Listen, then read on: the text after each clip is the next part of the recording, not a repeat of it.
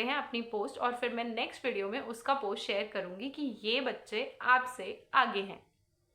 अब आ जाते हैं हम किसकी कैटेगरी पे, इंटर्नशिप कैटेगरी पे। वीडियो थोड़ा सा ज़्यादा लंबा हो गया है क्योंकि मुझे तीनों कैटेगरी यहीं पे डिस्कस करनी है और वो बहुत इंपॉर्टेंट हो जाता है बिकॉज सब लोग वेट कर रहे थे। तो इंटर्नशिप वाले लोग, आप लोग बिल्कुल सतर्क हो जाइए, कान खड़े कर लीजिए, कंधे सीधे कर लीजिए एंड लेट्स स्टार्ट। क्योंकि आप लोगों का बहुत क्रूशियल टाइम है ये। इतना क्रूशियल टाइम है कि अगर ये टाइम आपने अपने लिए वाइजली यूज़ किया ना, तो ये टाइम आपको पे बैक बहुत ज़्यादा करेगा, लाइफ टाइम करेगा। ये बात मेरी ना लिख के ले लीजिए। आप इतने रिलैक्स जोन में चले जाएंगे कि रिलैक्स फ्रॉम द सेंस कि आपके पेरेंट्स एक सेटबैक रहेगा उनके पास कि हाँ मेरे बच्चे का पीजी में हो गया है, और आपका खुद का इतना कॉन्फिडेंस बिल्डअप हो जाएगा कि हाँ यार I have cracked the exam with in my first attempt and अब मैं कॉलेज जा रहा हूँ या कॉलेज जा रही हूँ फाइनली। तो आपको क्या करना है बच्चे, सबसे पहली चीज़, आपकी इंटर्नशिप ड्यूटी कितने बजे स्टार्ट होती है? अगर वो 8 से 4 के बीच में है, अगर वो 9 से 4 के बीच में है, ऐसी 2 कैटेगरीज हो सकती हैं। अगर तो वो 8 से 4 के बीच में है तो आप वही 2 आवर्स वाला प्लान फॉलो करेंगे कि आप 5 o'clock उठेंगे और 7 o'clock तक आप पढ़ेंगे, then you are getting ready and getting to the hospital. जो भी आपकी ड्यूटी है, मॉडर्न ड्यूटी है या फिर आयुर्वेद ड्यूटी है, ये 2 कैटेगरीज हैं, इसको भी आपको अच्छे से यूटिलाइज करना आना चाहिए। अगर आपके यहाँ ज़्यादा काम रहता है, वर्कलोड बहुत ज़्यादा है, तो आपको क्या करना है, अब यहाँ पे आ जाता है गोविंद पारेख का डिस्कशन। जो मैंने स्टार्टिंग ऑफ द वीडियो में बोला था कि जो लोग एंड ऑफ द वीडियो तक रुकेंगे वो गोविंद पारेख की टिप्स एंड ट्रिक्स लेके जाएंगे मुझसे आज यहाँ पे। सो आप अगर अभी तक रुके हुए हो तो ये चीज़ आपके लिए है, और ये चीज़ आपको और ज़्यादा एक्सेसिव अमाउंट में 10x के फॉर्म में लोगों से आगे रखने वाली है, और इससे फ़र्क पड़ता है, राइट। सो अब आ जाते हैं गोविंद पारेख पे। क्योंकि अगर आप इंटर्नशिप में जा रहे हैं, आपके यहाँ वर्कलोड बहुत ज़्यादा है, तो भी आपको टाइम निकालना शुरू करना है। आपको अब अपने आप को थोड़ा सा ना मॉडिफाई करने के ऊपर भी काम करना है। कोई क्या कर रहा है, कोई कुछ भी डिस्कस कर रहा है, उसमें नहीं पड़ना है। आपको अपनी वो होता है ना टाइम स्कैवेंजर बनते हुए चलना है। आप अपना काम करिए, जो भी आपको मिला है कंसर्न टीचर या फिर कंसर्न प्रोफेसर के द्वारा, वो काम करने के बाद वहाँ पे आपको एक अच्छा हेल्दी इन्वायरमेंट मेंटेन करना है कि सबके साथ आपको अच्छे से चलना है, वो आपको सपोर्ट कर सके, आप उन्हें सपोर्ट कर सकें और सब पढ़ाई कर सके। वहाँ पे इन्वायरमेंट बहुत मैटर करता है। अगर आप supportive environment, helpful environment create करते हैं तो उससे आपकी पढ़ाई बहुत अच्छी होगी।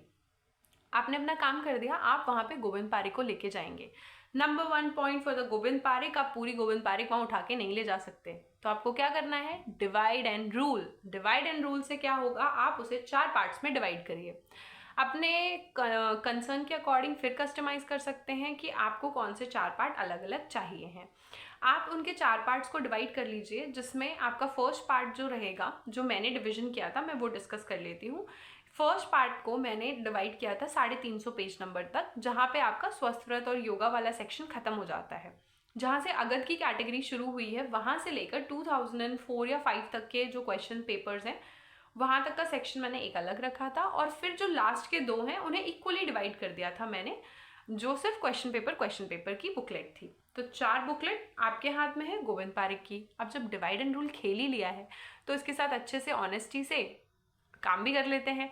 तो सबसे पहले आपको क्या करना है, गोविंद पारेख के जो 80 पेजेस हैं उनको डेली किसी अच्छे पार्टनर के साथ मिलकर या फिर खुद, दोनों में से आप कुछ भी चूज कर सकते हैं। पार्टनर एक बहुत अच्छा ऑप्शन रहेगा, लेकिन आप अगर पार्टनर के साथ कंफर्टेबल नहीं है तो खुद भी आप ये कर सकते हैं कि आपको डेली 5 पेजेस पढ़ने हैं।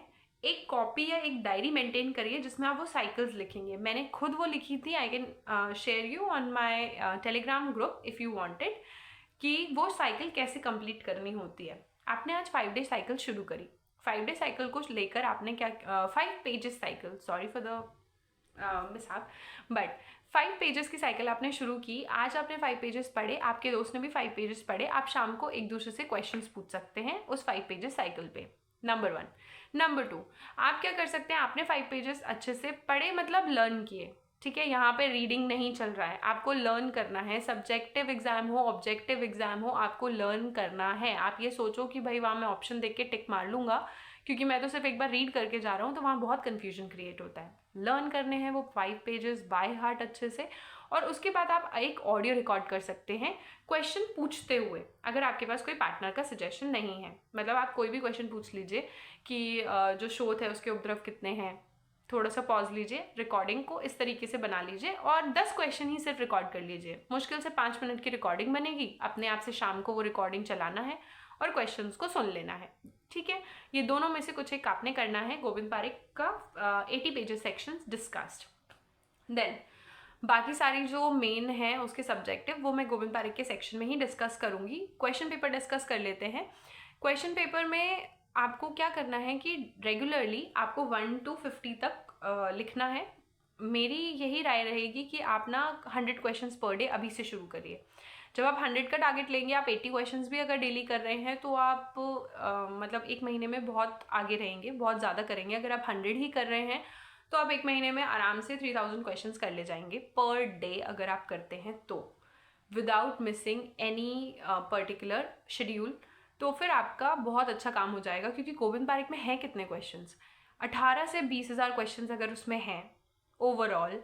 तो अगर एक बच्चा 100 क्वेश्चन कर रहा है एक महीने में 3000 के अकॉर्डिंग, तो 6 महीने में तो वो 18,000 क्वेश्चन कर लेगा ना आराम से।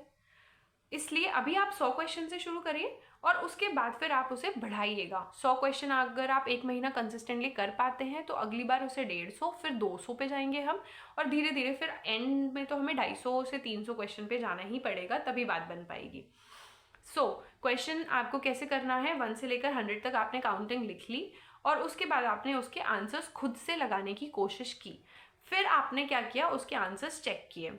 उसके बाद जो आंसर आपका गलत हुआ है, ये बहुत इंपॉर्टेंट चीज़ है, इसे बहुत ध्यान से सुनिएगा। जो क्वेश्चन आपका गलत हुआ है, आपको कैटेगराइज करना है कि वो कहाँ से आया था।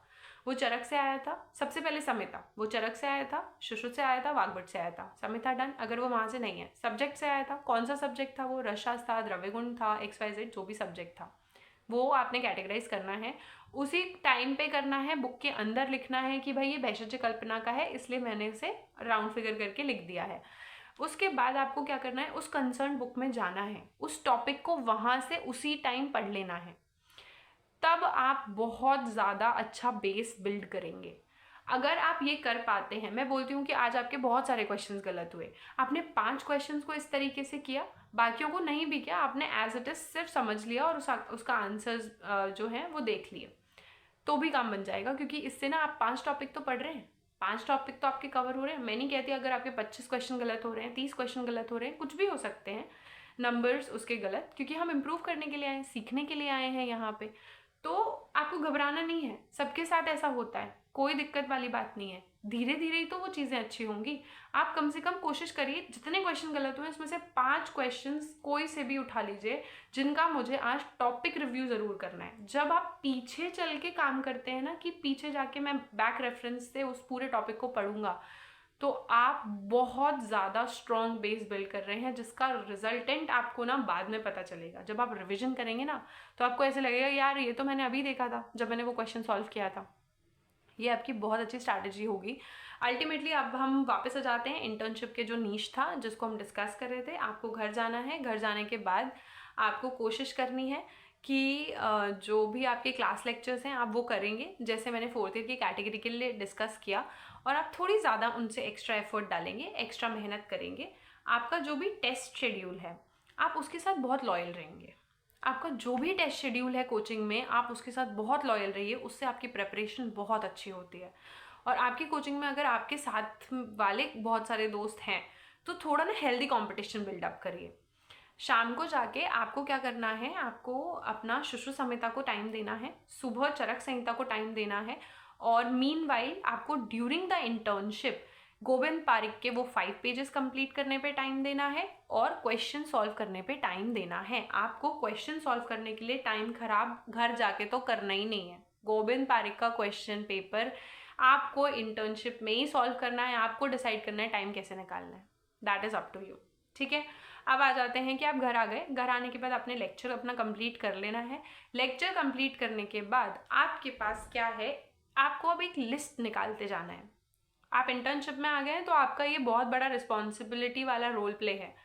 आपने जब पढ़ा कोई भी चैप्टर तो अब आपको ना लिस्टिंग निकालते जानी है, जैसे मैंने बोला वो बैक रिविजन, उससे आपके पास ना टॉपिक्स क्लियर होने लग जाएंगे कि महाकषाय से क्वेश्चंस आ रहे हैं, ठीक है, या फिर चरक सूत्र 25 से क्वेश्चन आ रहा है, या रसशास्त्र में महारस से क्वेश्चन पूछा जा रहा है, या टाइप्स से क्वेश्चन पूछा जा रहा है।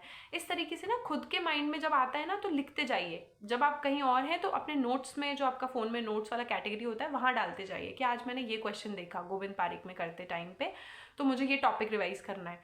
उस टॉपिक रिविजन को आप 90 मिनट्स दीजिए। 90 मिनट्स नहीं होते हैं तो आप ऐसा कर सकते हैं कि उसे 30 मिनट से स्टार्ट कर सकते हैं। जैसे महाकषाय इंपॉर्टेंट है, 30 मिनट्स मैंने अपना वॉलेटाइल एरिया जो है मेरा महाकषाय का वो याद कर लिया।